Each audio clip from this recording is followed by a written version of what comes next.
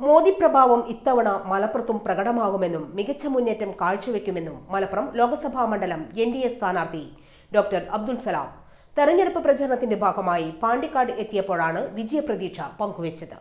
Doctor Abdul Salam Keezhattoor, Edappatta, Chembrassery, Pandikkad എന്നിവിടങ്ങളിലെ വിവിധ ദേശങ്ങളിൽ വോട്ടഭ്യർത്ഥിച്ചു.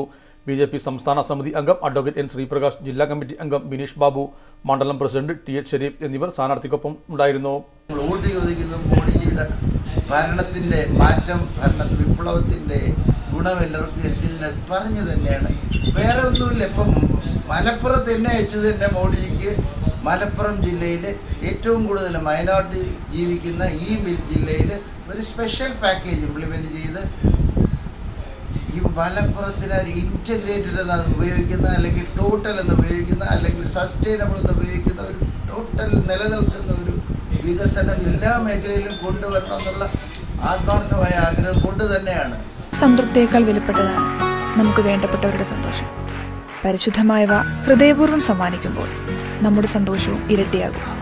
Dubai golden diamonds, pride of generations, India, Oman, Bahrain.